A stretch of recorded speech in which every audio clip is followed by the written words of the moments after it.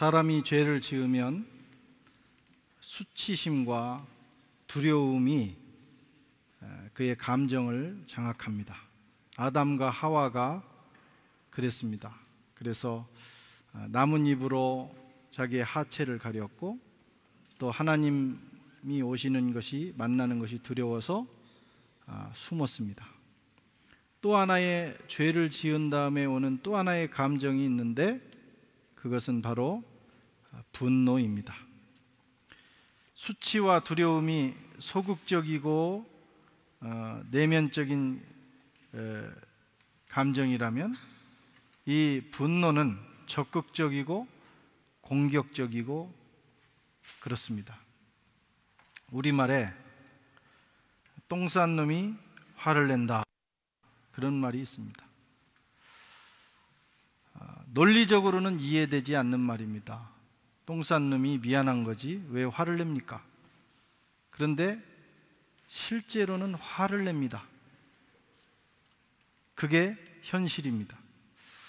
죄의 특성이 이와 같습니다. 죄를 지으면 죄송해하고 부끄러워하고 그래야 되는데, 간혹 그 죄가 우리 속에 분노를 일으키고 더 화를 내게 만들기도 한다는 거예요. 분노라는 말을 우리말로 하면 화입니다. 화. 이 화, 분노가 우리 인생에 아주 골칫거리입니다. 이것 때문에 자신과 이웃과 공동체가 상처투성이가 되고 많은 사람들이 불행에 빠집니다. 오늘 본문은 가인과 아벨 이야기, 가인과 아벨 이야기 속에 들어있는 또 하나의 주제는 화입니다. 분노. 분노의 감정과 그 결과가 어떤 것인지 보여주고 있습니다. 에덴 동산에서 쫓겨난 아담과 하와가 아이를 둘을 낳습니다. 가인과 아벨. 가인은 농사 짓는 자가 되었고, 아벨은 양치는 자가 되었습니다. 어느 날 이 두 사람이 하나님 앞에 제사를 드렸는데, 가인 것은 연락되지 않았고 아벨 것만 연락되었습니다. 그러자 그 결과를 받아들이지 못한 가인이 마음속에 분노가 치밀기 시작했어요. 이 분노라는 감정을 다스리지 못한 가인은 결국 인류 최초의 살인자, 그것도 형제를 죽이는 살인자가 되고 말았습니다. 오늘 5절 말씀을 보면, 가인과 그의 재물은 받지 아니하신지라. 가인이 몹시 분하여 안색이 변하니. 가인에게 문제는 죄였고, 그 죄가 일으킨 또 하나의 문제는 분노였어요. 분노. 죄가, 그 죄성이 그의 마음에 분노를 일으킨 것입니다. 이 분노와 이 화를 다스리지 못하면 인생이 이와 같이 망가진다는 거예요. 분노, 화는 무엇일까? 이것은 사람이 가지고 있는 가장 기본적인 감정 중에 하나입니다. 우리의 내면의 감정을 희노애락이라고 하잖아요. 그 중에 노여움이라는 게 있어요. 그 자체는 중립적인 겁니다. 나쁘지 않습니다. 긍정적인 분노도 있습니다. 의분이라고도 해요. 구약 성경에 보면 비느하스가 그랬고, 제사장 비느하스가 분노했고, 그래서 하나님의 기쁨을 샀어요. 모세도 분노했고, 예수님도 분노하셨고, 하나님의 분노도 있습니다. 분노 자체가 나쁘지는 않습니다. 모든 죄와 불의에 대해서 분노하는 것, 거룩한 분노, 이런 것이 있어요. 필요한 것들입니다. 그런데 가인의 분노는 전혀 다른 것이었어요. 그 분노는 의분이 아니라 부정적이고 파괴적인 분노였어요. 이것이 문제입니다. 오늘 저와 여러분 가운데도, 여기 여러분들이 지금 이렇게 우아하게 교양 있게 앉아 계시지만, 마음속으로 한꺼풀 벗기고 들어가면 분노의 용광로가 이글이글 타는 사람들이 거의 90%는 될 거예요. 감추고 있을 뿐입니다. 분노는 여러 사람에 따라서 여러 가지 모양으로 다양하게 표현되는데, 어떤 사람은 차가운 시선, 이 분노가, 화가 나면 갑자기 시선이 차가워져요. 뱀같이 차가워지는 사람도 있어요. 싸늘한 태도, 옆에 지나가면 찬바람이 휙휙 날 정도로 분노입니다. 또 말을 안 해요. 화가 나면 그 분노가 말 안 하는 것으로 표현되는 사람도 있어요. 정말 같이 살기 어려운 것입니다. 말을 해야죠, 말을. 그것도 며칠을 안 하는 분들도 있어요. 이게 분노의 표현입니다. 말과 행동으로 드러내는 사람도 있어요. 막 분노를 쏟아냅니다. 그리고 자기는 겉과 속이 같은 사람이라고 합니다. 나는 솔직한 사람이야 하고 막 쏟아낸다. 그렇게 해서 자신도 다치고 이웃도 다칩니다. 이 분노가 문제예요. 화.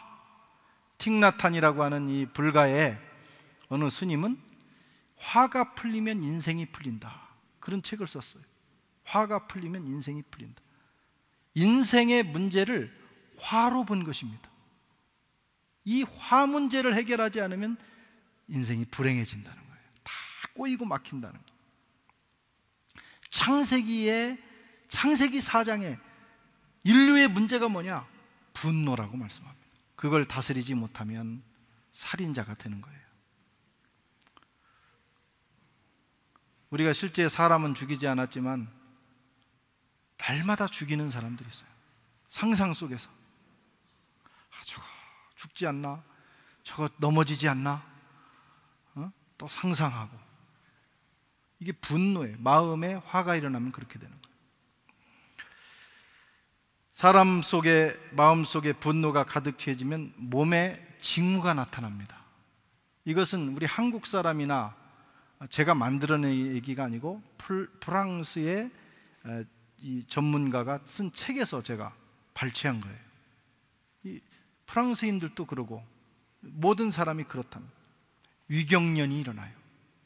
화가 많으면 위가 상합니다. 위가 상하면 아무리 예쁜 걸 찍어 발라도 안 돼요. 얼굴이 상하기 시작하고 뽀드락지가 나기 시작하고, 피부에 트러블이 생깁니다. 화가 나면, 분노가 속에 있으면 얼굴이 붉어집니다. 근육이 긴장을 일으키고 눈 주위와 얼굴이 실룩거린다. 화나면 갑자기 실룩실룩 하는 거예요. 표현 안 해도. 더 나아가 호흡의 리듬이 빨라집니다. 더 심하면 몸에 땀이 나기 시작하고, 정말 흉한 것은 콧구멍이 벌렁거리면서 확장된다. 벌렁하면서 확장되는 거예요.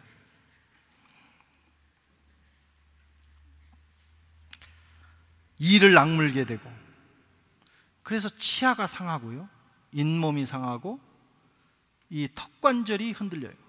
그럼 두통이 오고, 잘 때도 막 화가 있는 사람, 분노가 있는 사람은 이러고 잡니다. 이를 간다든가 그런 게 있어요. 이런 것을 가리켜서 이 프랑스에서는 피가 끓는다 그렇게 말하고, 한국에서는 뚜껑이 열린다 이렇게 말하는 거예요. 이게 이 분노의 문제입니다. 오늘 본문에도 가인이 그런 반응을 보입니다. 몹시 분하여 안색이 변하기 시작한 거예요. 분노의 원인이 무엇일까? 가인에게 있어서 분노의 원인이 무엇일까? 왜 가인이 그렇게 마음속에 화가 생겼을까?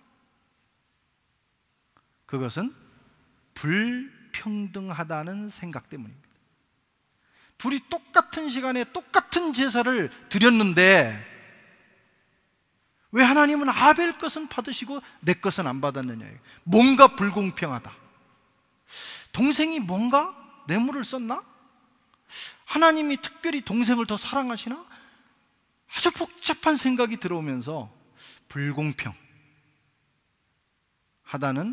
마음이 들면서 화가 일어난 것입니다. 불공평하다는 생각은 분노의 원인이 됩니다. 우리도 마찬가지예요. 이것을 경험할 때 우리 속에 화가 일어나요. 어떤 사람은 능력이 있고 좋은 부모 만나서 별 고생 안 하면서 잘 나갑니다. 그런 말도 있어요. 쟤는 금수저 물고 태어났나? 태어날 때부터 그냥 모든 조건을 가지고 태어났는데 나는 아무리 노력해도 그 이상을 못 올라가는 거예요. 조금 모을만 하면 다 까먹고 또 집세가 올라가고 뭐 여러 가지 환경이 바뀌면서 늘 도루묵 인생이 되는 거예요. 불공평하다. 내가 이렇게 이 집에서 태어나고 싶어서 태어났냐 말이야. 나는 왜 저런 부모에게서 태어났냐? 불공평하다. 하나님도 불공평하고. 그러면 화가 생겨요.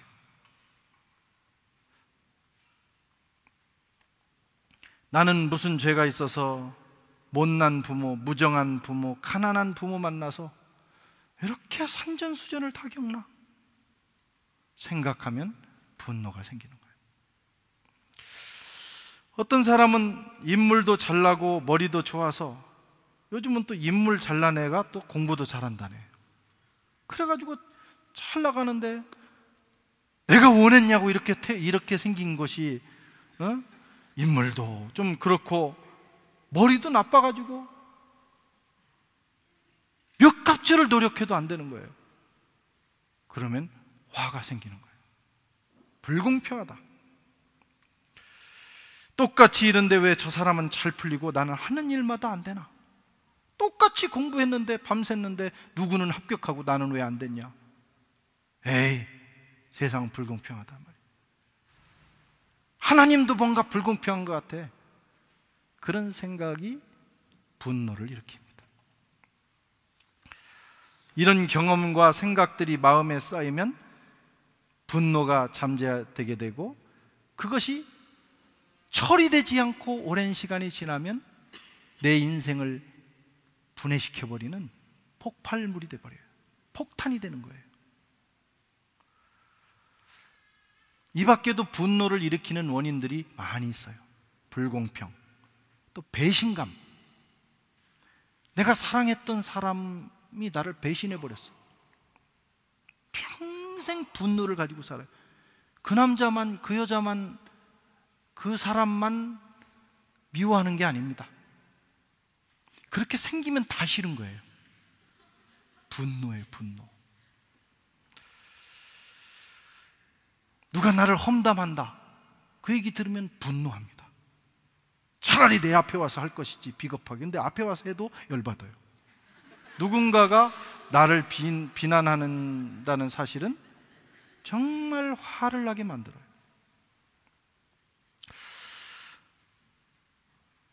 부당한 대우를 받을 때 느끼는 불쾌한 감정이 분노를 일으켜요. 내가 이런 대우 받을 이유가 없는데. 또 시기심. 사촌이 땅을 샀을 때 느끼는 시기심. 재밌는 것은 여러분, 이 분노라고 하는 것은 가까운 사람들 관계 속에서 일어난다는 거예요. 여러분, 저기 남아공에 있는 누구 때문에 열받습니까? 아니에요. 가족 때문에 열받고, 자식 때문에 열받고, 또 옆에 있는 친한 친구하고 교우하고 관계 속에서 화가 나는 거예요. 시기심도 마찬가지. 그래서 이 분노, 화, 이런 것들은 인생을 불행하게 만드는 것입니다. 늘 그 사람들 만나야 되는데 그게 원인이 되거든요.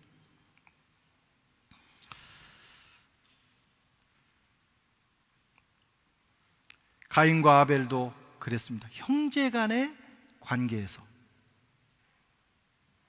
분노가 일어났고 그것이 살인으로 간 거예요.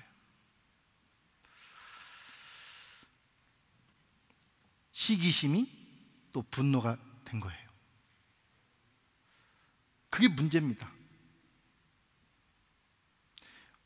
옆에 있는 분들이 바로 분노의 관계가 될 수가 있는 거예요.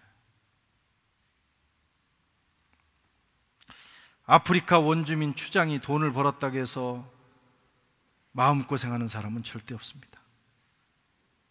지금 샹젤리제 걸어가는 어떤 사람이 로또에 당첨됐다 해가지고 배 아파서 누울 사람은 없어요. 그런데 바로 옆에 있는 그 자매가 오늘 당첨됐다, 취직했다, 그러면 배가 아픈 사람이 생기는 거예요.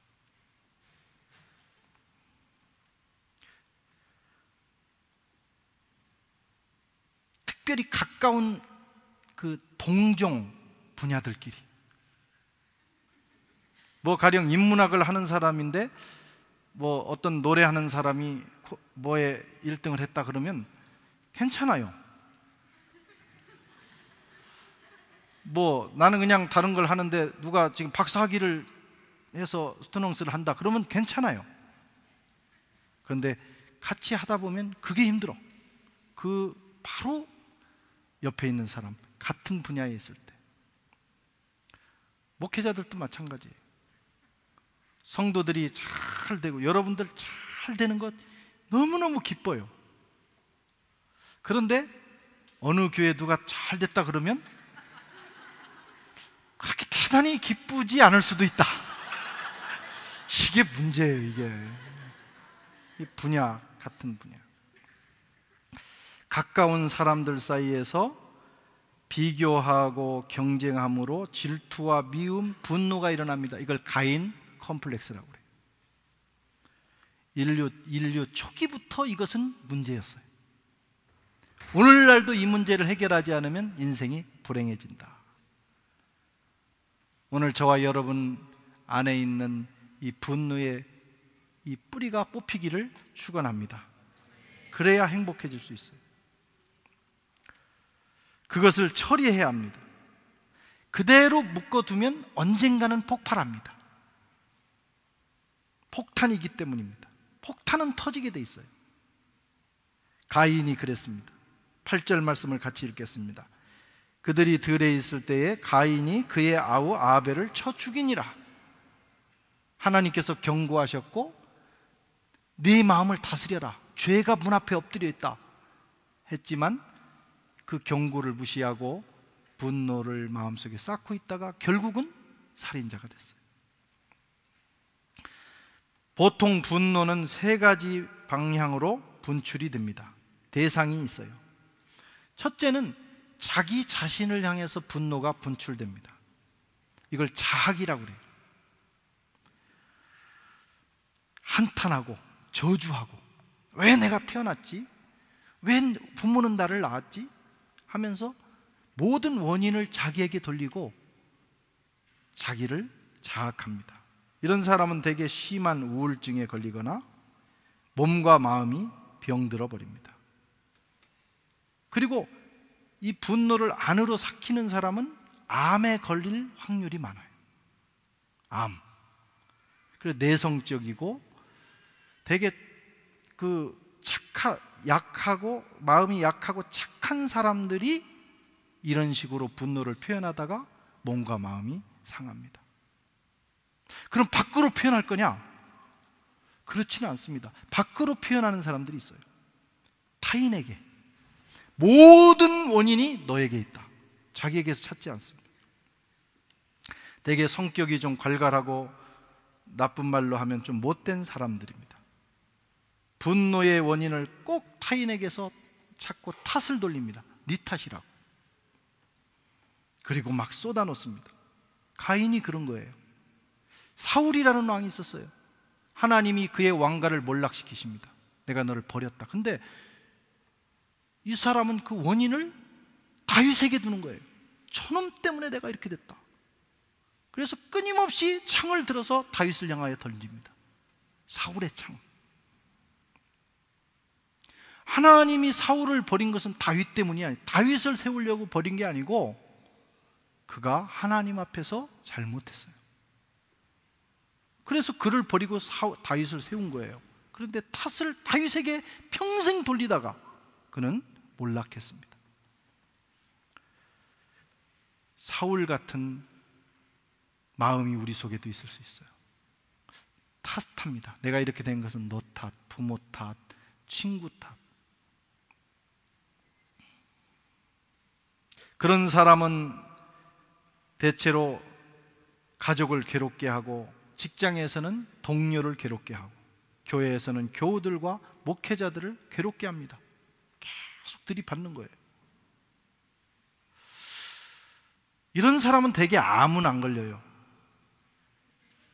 쏟아놓으니까. 그런데 심장병으로 죽습니다. 막 열내다가 이제 쓰러지는 거예요. 그러니까 좋은 게 안으로 사귀든 밖으로 쏟아놓든 화는 그렇게 처리하는 게 아닙니다. 하나님을 향해서 분노하는 세 번째 유형이 있어요. 하나님이 왜 이 세상을 이렇게 부주리하게 만들었느냐? 하나님이 왜 내 인생을 이렇게 만들었느냐? 하나님이 있다면 이럴 수가 있느냐? 하나님을 원망합니다. 가인이 그랬어요. 사실은 하나님이 찾아오셔서 대화를 시작하는데 반감을 표현하기 시작합니다. 네 얼굴이 왜 이렇게 변하냐? 너 표정이 좀 이상하다.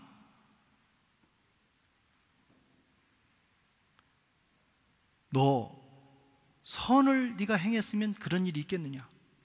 죄가 문 앞에 엎드렸으니 다스려라. 하나님이 말씀하시고 경고하셨는데, 그러면 깨달아야 될 거 아니에요. 아, 내 나를 바꾸면 되겠구나, 회개하면 되겠구나. 그런데 가인은 곧바로 자기 형제를 들로 유인해서 돌로 쳐 죽입니다. 하나님에 대한 반감이에요. 내가 당신 말은 듣고 싶지 않아. 이렇게 불공평하게 나를 대했어. 하나님이 이럴 수 있어. 자기를 돌아보지 않는 거예요. 죽인 다음에 하나님 찾아오셨어요. 네 아들 아벨이 어딨냐 그랬더니 내가 아벨을 지키는 자입니까? 하나님 왜 그러시는 거예요?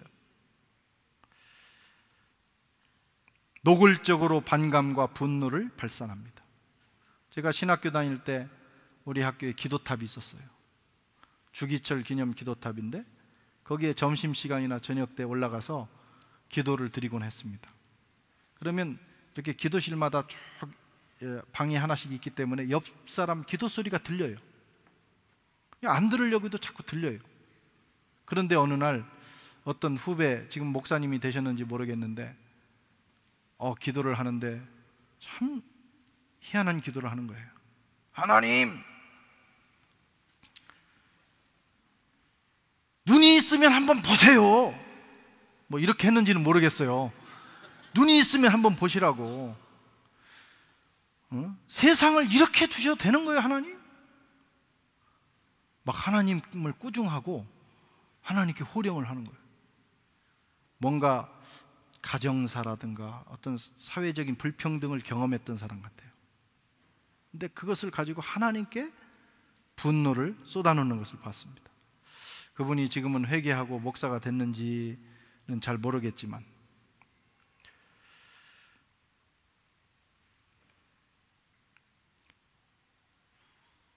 우리가 이런 일들을 하지 말아야 됩니다. 분노를 바르게 처리해야 됩니다.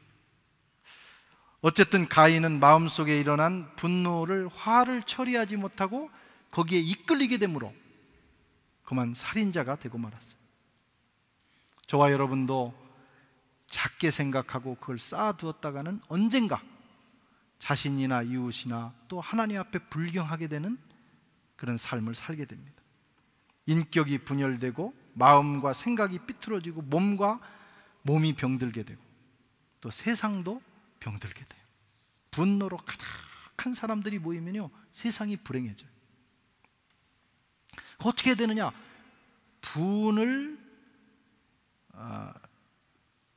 내지 말고 혹시 분을 냈다가라도 해가 지기 전에 풀어야 된다. 성경이 말씀합니다. 왜냐하면 마귀가 틈타기 때문에.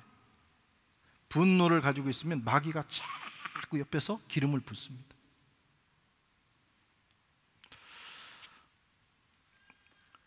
에베소서 4장 26절에 보면 분을 내어도 죄를 짓지 말며 해가 지도록 분을 품지 말고 마귀에게 틈을 주지 마라. 분노가 일어날 수 있어요. 누구나. 그러나 자기 전에는 해결하라는 거예요. 그렇지 않으면 밤새 마귀가 역사합니다. 그래서 꿈자리도 사납고 잠을 깊이 자지 못하고 자다가도 일어나고.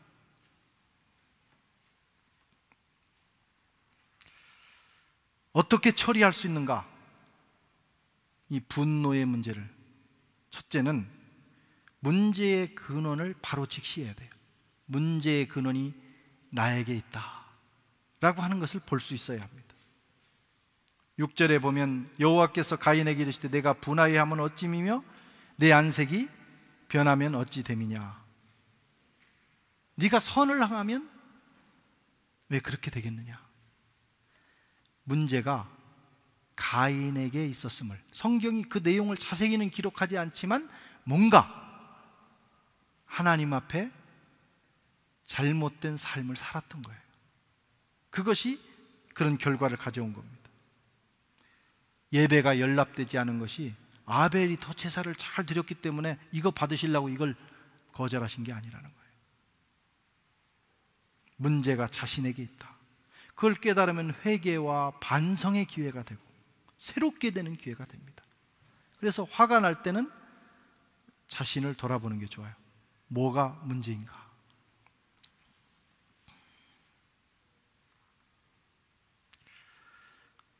두 번째는 일어나는 분노를 다스리는 법을 배워야 합니다. 그냥 화가 난다고 다 쏟아놓으면 안 돼요. 다스려야 돼요. 우리말에도 참을인자 3번 쓰면 살인도 면한다고 그랬어요. 긴 호흡을 하고, 화가 확 치밀을 때 긴 호흡을 하고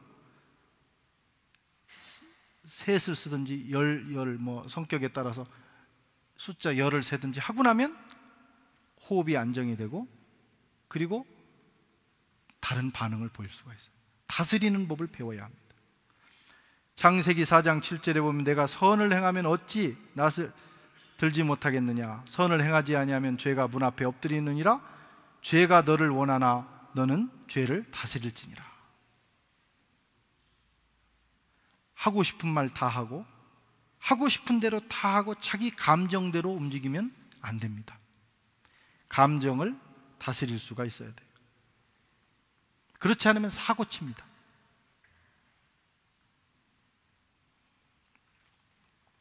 격이 떨어지는 인생이 되고, 너무 화를 자주 내면 매력이 없어지고 추하고 천하게 됩니다. 공부 잘하는 것도 실력이지만 마음을 다스리는 것도 실력이에요. 마음이 실력입니다. 노하기를 더디하는 자는 용사보다 낫고 자기의 마음을 다스리는 자는 성을 빼앗는 자보다 나으니라. 여러분 자신을 돌아보시기 바랍니다. 나는 이 화가 통제가 되는가? 통제하는 훈련을 하셔야 돼요.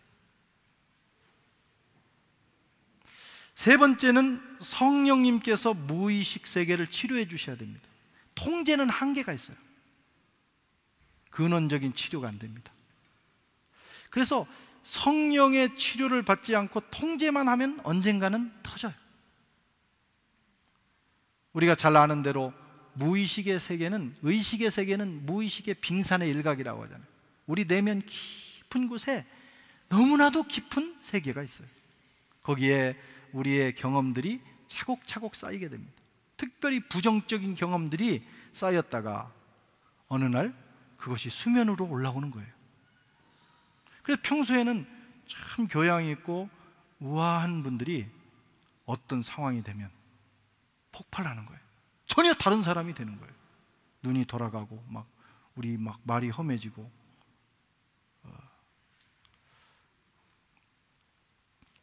내면 세계를 치료받지 못했기 때문에 그렇습니다. 그래서 당황하죠. 아유, 깜짝 놀라게 되고, 이런 사람이었나? 그리고 나서 또 평상심으로 돌아가면 우아한 사람이 되는 거예요. 자기도 몰라. 그런데 거기에 끌려가는 것입니다.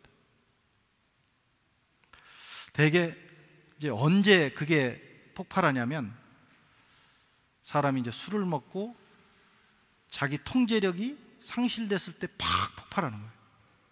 그래서 막 어떤 사람은 막 울어요. 술만 먹으면 우는 사람이 있어요. 그런 마음에 슬픔이 있는 거예요. 또 먹으면 시비 거는 사람들이 있어요. 그 다 이 내면 세계의 문제들이에요. 그리고 또 언제 폭발하느냐? 제가 보니까 운전할 때 그러더라고요. 운전할 때 상대가 끼어들고 막 이렇게 아주 좋지 않은 상황을 만났을 때 평상심을 유지하면 그 사람은 군자입니다. 근데 그게 잘 안 되잖아요. 안 돼요, 그게. 그런 어떤 자기가 스스로를 통제하는 힘을 상실한 순간에 내 속에 있는 분노가 터져나와요. 그러다가 순간적인 실수를 우리는 하게 됩니다. 어떻게 그 세계를 만지느냐, 고치느냐? 하나님만이 하실 수 있어요. 우리가 우리 안에 와 계신 성령님께 내어놓고 의지하면 됩니다. 성령님, 나는 연약합니다. 부족합니다. 내 스스로 해결할 수 없는 문제가 내 속에 있습니다. 나를 만져주십시오. 치료해 주십시오. 그러면 성령님께서 잘라내시고 치료하시고 싸매시고 어루만져 주시고, 언제 말씀을 들을 때, 기도할 때, 찬양을 하는 중에 성령님이 역사하십니다. 그러고 나면 굉장히 평안한 인생이 돼요. 저도 어려서부터 이렇게 자라난 배경이 그래서 그런지 화가 많이 있었어요, 제 속에. 지금도 뭐 화에 찌꺼기가 가끔 있어가지고 이렇게 날리기도 하지만, 그 청소년기 또 회개하고 돌아와서 신학을 하고 이렇게 사역을 하는 중에도 그 화가 많았어요. 그래서 열정과 화가 같이 나가고 말이죠. 은혜와 화가 같이 나가고, 은혜를 받는 것 같은데 뭔가 성도들이 힘들기도 하고 그런 거예요. 근데 제가 우리 교회에서 하는 영성생활 수련회, 또 다일 영성생활 수련회를 특별히 하면서 그 문제를 해결받았어요. 그리고 나니까 물론 여러분들이 충분히 저를 만족하지 못할 수도 있어요. 그러나 저는 굉장히 좋아졌어요. 첫째는 그게 해결이 되니까, 분노의 그 뿌리가 해결이 되니까, 제가 머리에서부터 이 등까지 나무판처럼 굳어 있었습니다. 그래서 자다가도 고개를 돌릴 수 없을 정도로 굉장히 위험한 상태를 오랜 기간 보냈는데, 이 약을 먹어도 안 되고 침을 맞아도 안 되는 거예요. 그런데 이 하나님 앞에서 그런 프로그램들을 통해서 또 성령이 만지시자 그 분노의 시스템이 파괴된 거예요. 그리고 정상으로 돌아보자 그 문제가 없어졌어요. 뒷골 땡기는 거, 이 등이 굳어서 아픈 게 없어졌어요. 오늘 혹시 여기 등이 아프신 분들 있으면 또 한번 하나님께 한번 맡겨보시기 바랍니다. 아멘. 그리고 많이 행복해졌습니다. 성령께서 오셔서 그 일을 도와주실 거예요. 그리고 성령께서 우리에게 하나님의 사랑을 부어주실 겁니다. 불공평하지 않습니다. 하나님이 무한한 사랑으로 우리를 사랑하십니다. 내가 하나님과 원수 되었을 때도 하나님은 그 아들을 우리에게 희생시키면서까지 사랑하셨어요. 우리를 자녀 삼으시고 하나님은 모든 걸 부어주셨어요. 세상을 가장 조화롭게 만드셨어요. 다만 인간의 탐욕 때문에 세상이 이렇게 된 거예요. 세상은 본래 불공평하지 않습니다. 우리가 그렇게 만든 거예요. 회개하고 성령을 의지하면 우리 속에 평안이 찾아오고, 하나님이 만들어주신 아름다운 인생을 찾아 누리게 될 것입니다. 이 시간 성령께서 저와 여러분 속에서 분노와 화, 아픔과 상처를 어루만지시고 치유하시는 놀라운 시간이 되시기를 주의 이름으로 축원합니다.